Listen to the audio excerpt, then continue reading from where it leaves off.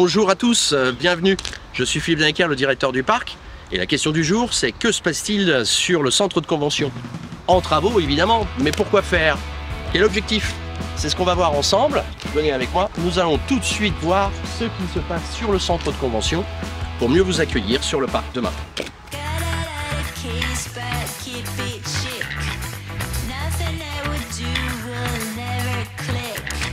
Alexandre est avec nous. Je vous laisse vous présenter.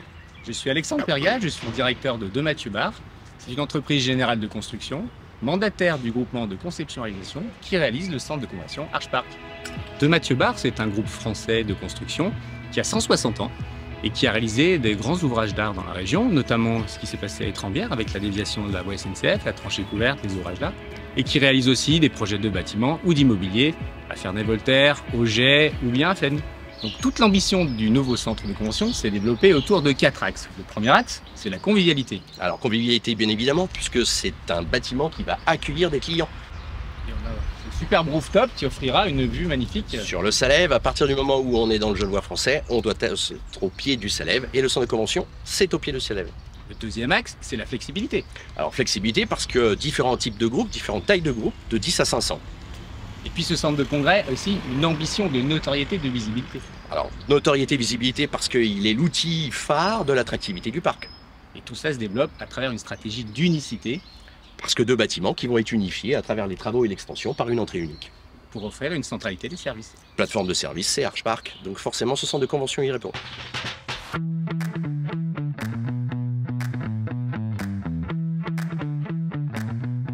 Alors Philippe, où sommes-nous ici? Nous sommes dans l'entrée de l'amphithéâtre, plus de 80 places. Un amphithéâtre qui forcément doit répondre aux différentes normes d'acoustique. Justement, l'enjeu de confort dans un amphithéâtre, c'est l'acoustique. Donc nous avons pris des dispositions particulières, notamment en plafond et sur les murs avec des panneaux acoustiques muraux.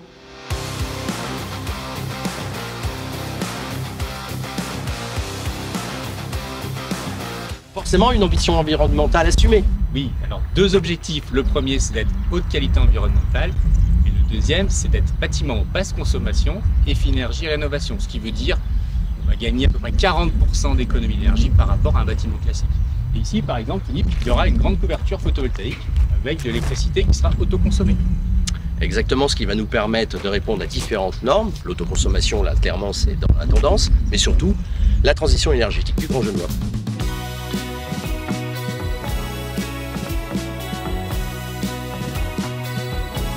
Ce sont deux ingénieurs, 21 entreprises sous-traitantes qui sont coordonnées, une trentaine de personnes tous les jours, qui œuvrent pour réaliser en 11 mois ce chantier de 3600 m². Rendez-vous au premier semestre 2023 pour couper le ruban.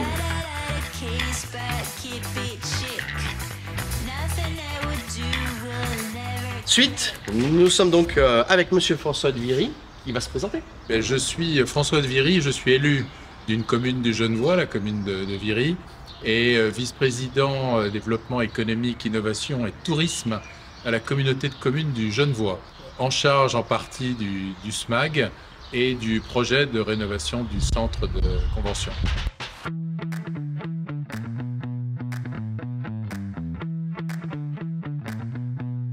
Et vous l'avez compris, la star, c'est le centre de convention.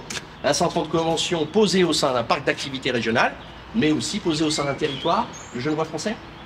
Voilà, un territoire absolument incroyable. C'est un territoire qui, sans remonter à la nuit des temps, qui a toujours été un grand carrefour pour les échanges. Et nous, dans le Genevois français, on bénéficie toujours de ce grand dynamisme industriel, commercial, et pas simplement lié au canton de Genève ou au canton de Vaud, comme souvent on le pense, mais aussi à un extrême dynamisme des entreprises côté français, et notamment à Archpark. On a depuis peu encore des installations d'entreprises de très haut niveau technologique, très fortement innovantes. On a un aéroport, des liaisons ferroviaires, autoroutières, etc. Donc c'est un territoire à très très grand dynamisme. Le tourisme, c'est bien entendu le tourisme de loisirs, mais c'est aussi le tourisme d'affaires, ce qu'on appelle le MICE, Meeting, Incentive, Conference and Exhibition, qui est un pôle majeur de l'économie au niveau national. C'est plus de 30 milliards d'euros de chiffre d'affaires. Au niveau des deux départements, Haute-Savoie, Savoie, c'est 250 000 nuitées par an. Et donc on a un véritable besoin d'avoir des lieux pour accueillir le tourisme d'affaires. Et c'est pour ça que le SMAG a pris la décision d'investir plus de 8 millions d'euros, ou près de 8 millions d'euros, dans la refonte totale du centre de convention ici à Archamps.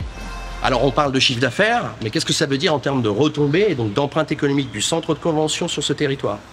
Pour 100 € investis par un client, 50 € vont aller sur tout ce qui est lié aux prestataires de l'événementiel, une vingtaine d'euros sur la restauration et les métiers de bouche, une dizaine d'euros sur tout ce qui est hôtellerie de proximité, et le soult, à peu près 20 à 30%, va être réparti entre les transports d'accès et les commerces locaux.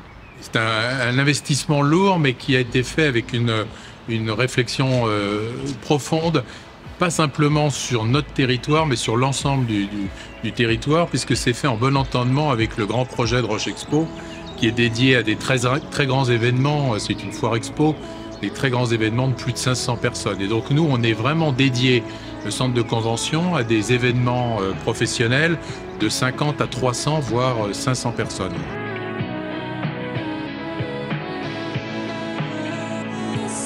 Les enjeux, en fait, ils sont clairs, hein. D'un côté, on veut offrir un service de qualité aux entreprises pour accueillir leurs réunions, leurs meetings, leurs conférences, etc.